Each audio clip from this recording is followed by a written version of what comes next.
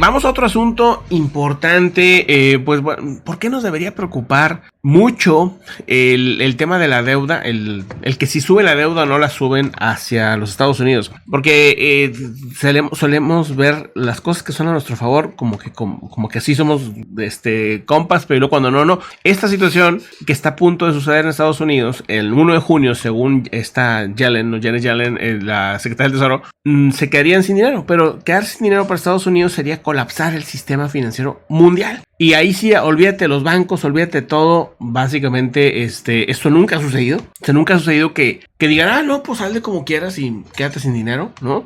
Existen alternativas que son terribles y que acabarían destruyendo la economía de Estados Unidos. Por eso los demócratas ahorita están bien enojados. Porque dicen, es que es como si ves que se está ahogando un niño, ¿no? Y se está ahogando el niño y dices, oye, sácalo, vamos a sacarlo. Nada más podemos sacarlo entre tú y yo. Y que le digas, no, pero ¿te acuerdas que tú me debías algo? Primero págame eso y luego lo sacamos. Oye, pero es un niño, se está ahogando.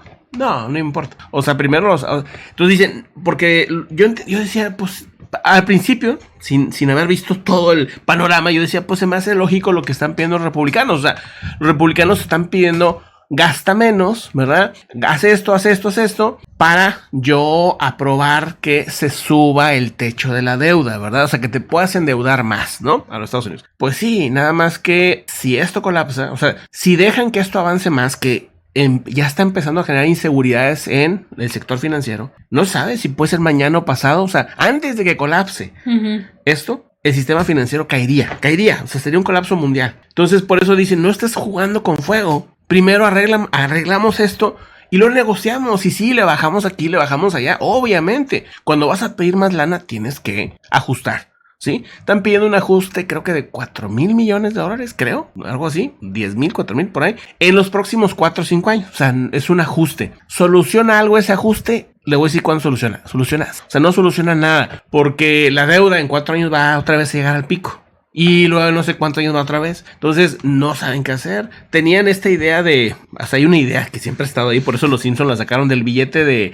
Sí. De $1 trillón. Sí. De una cosa así. Bueno, es una moneda. O sea, de que el presidente, si él quisiera, lo puede hacer. O sea, sacar una moneda. No sería una moneda de la Fed, porque la Fed es la única que puede sacar dinero, no Biden. Biden no puede hacerlo, lo tiene que hacer la Fed. Entonces, él puede hacer una... Creo que le llaman moneda conmemorativa, algo así, ¿sí? Que le dan un valor, ¿no? Entre comillas, de $1 trillón, ¿no? Ahí está, trillón. Pero obviamente, si alguien lo llega a hacer, que es posible, ¿no? Habría muchas cosas legales muy raras, habría desconfianza totalmente. ¿Quién le va a querer prestar a un país? Es como si alguien me presta y digo, mira, déjame ir. Y te escribo aquí, mira, esto vale $1 millón. Ahí está ya te regreso tu pago. Pues nadie ya no tendría credibilidad. Sí. Y aparte que el siguiente presidente pues va a hacer lo mismo y saca otra moneda y otra. Y van a estar ahí sacando monedas de trillones que no van a tener ningún valor, obviamente. Entonces, creo que tendría que ser de platino, por alguna razón. Creo. La moneda es.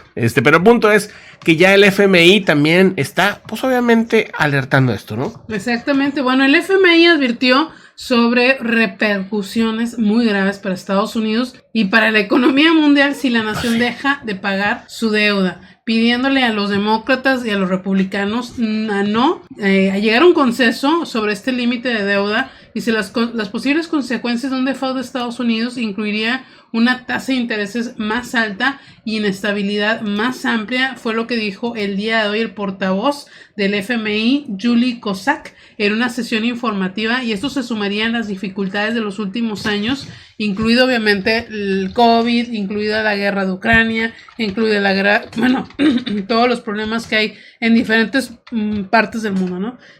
Las discusiones en Estados Unidos se están llevando a cabo en un momento muy difícil para la economía global. Nuestra evaluación es que habría repercusiones muy serias, no solo para Estados Unidos, sino también para la economía del mundo, en el caso de default de deuda de Estados Unidos, y alentamos encarecidamente a las partes de Estados Unidos a reunirse para llevar a cabo un consenso para abordar este asunto con urgencia, dijo el día. No más, ¿no? O sea, digo, pues sí, pues ahí.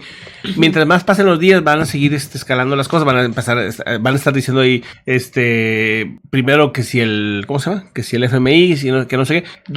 ¿Qué podemos estar viendo nosotros? Indicadores como el S&P 500, ¿verdad? Como el Nasdaq, como esto, o sea, hay que estar viendo si de repente vemos caídas, o sea, ahorita pues yo lo veo saludable, o sea, mientras veas el S&P 500 en 4,000, arriba 4,000, incluso así de que 3,800, 3,900, sería, miren, o sea, fíjense dónde anduvo, 3,800 en, ¿qué fue? Diciembre 2022, andaba en 3,700, fíjense. O sea que, pues, puede ser. O sea, puede ser que veamos unas caídas así. Pero si llegamos a una caída muy fuerte, ¿no? De 3,500 o más, que el Nasdaq o que empiecen a caer más bancos, antes de todo esto, antes de que se arreglen, podría ser una señal de que no se van a arreglar.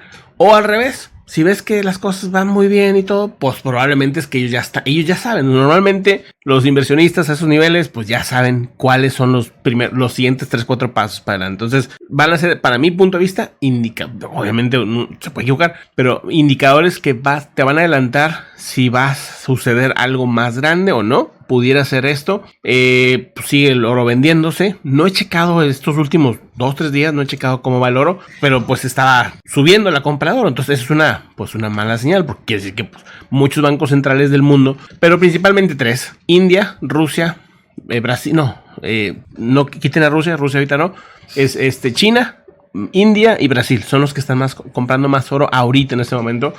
O si aumenta eso, también sería otra señal, ¿verdad? O sea, que empiecen otros países. ¿Algo más de ese tema? No, pues no, ya vámonos a lo que sí. ¿Vamos a otro tema? Bueno, pues vamos.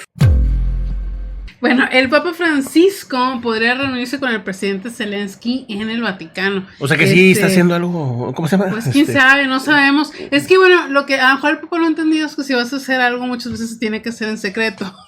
No se debe de presumir algunas cosas. Entonces, bueno, el Papa Francisco podría reunirse en el Vaticano con Zelensky.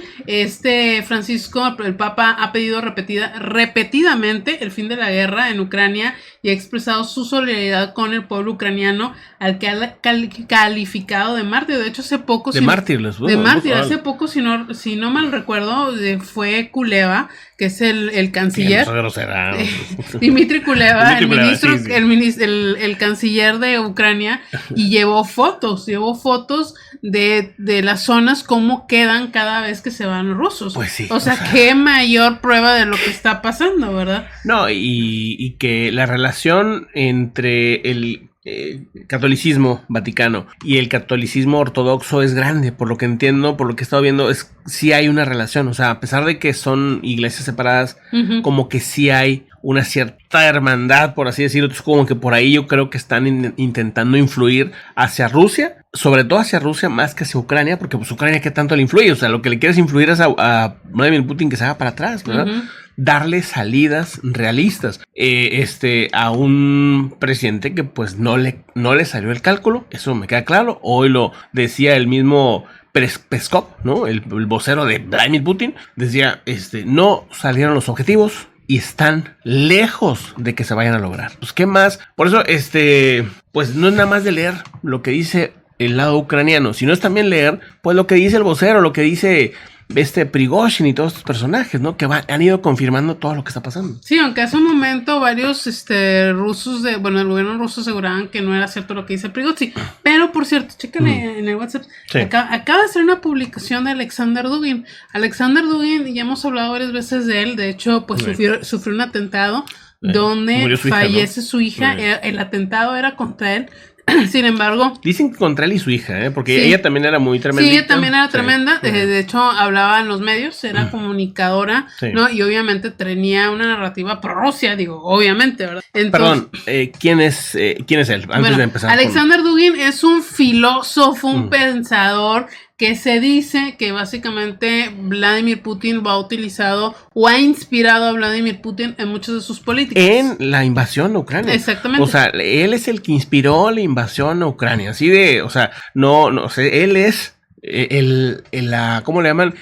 La mente maestra de lo que está pasando ahorita. Es un ultranacionalista que lo que él básicamente defiende es todo lo que era la Unión Soviética básicamente tiene que ser una familiota rusa y eso es Rusia y eso es lo que tenemos que hacer, y más un enfoque hacia como estilo zarista, una onda así como Entonces está súper locochón este personaje. Y ¿ahora qué pasó? Pues bueno, acaban de compartir un Telegram, porque básicamente así como aquí en México se maneja mucho la cuenta oficial de Twitter, de Ebrard y así, ¿no? Del presidente, etcétera. Bueno, allá en lo que es Europa, sobre todo en Ucrania, todas estas zonas, Rusia se maneja lo que es una cuenta oficial de igual, Telegram. Igual no lo leas, o sea, que lo lea la gente aquí, miren. A ver, léanlo.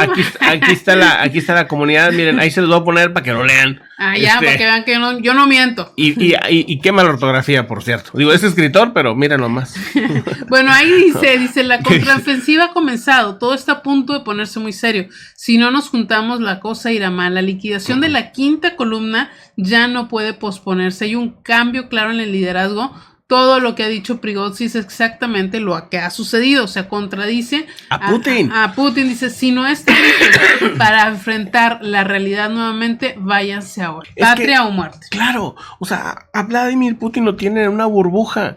Eso ¿te acuerdas este joven que era de los cercanos, ¿no? De Vladimir Putin, que era el que escribía los guiones de Vladimir Putin, que luego huyó a Occidente, ¿no? A la primera que pudo, pues él es el que revela cómo vive Vladimir Putin. Putin vive en una burbujota en la que nada más cierta gente de inteligencia tiene contacto con él, nadie más, no ve otros medios más que una cierta televisora, nada más, cierto programa y hasta ahí. Él vive en una burbuja, no sabe lo que está pasando. Entonces, pues, ¿quién va a saber lo que está pasando? ¿Él, Vladimir Putin? ¿O Prigozhin, que está ahí en el frente todos los días, ¿verdad? Y no es una santa palomita. Prigozhin obviamente es un despiadado, mercenario, asesino y mil cosas más. Pero está ahí en el conflicto y pues tanto ha dicho... Tenemos que esperar de él. Tanto ha dicho cosas de un lado para otro. De hecho, un poco de humor negro, ¿no? Pero lo que decía el día de hoy parecía un chiste. Decía Prigozhin, bien enojado, que Zelensky está mintiendo porque ya empezó la contraofensiva y él dice que todavía no la ha empezado, ¿no? Pues digo, güey, o sea, es una guerra, ¿verdad? No te va a avisar de que, oye, mira, ya empezó a las 5 de la tarde, ahí va la contraofensiva, vamos a entrar por el flanco derecho para que sepas, ¿verdad? Pues no, ¿verdad? No te van a avisar. Y de hecho, Zelensky salió a decir, bueno, no sé si falta algo más de esto, sino para pasarme a esa nota precisamente de Zelensky. Dale. Vamos pues a eso.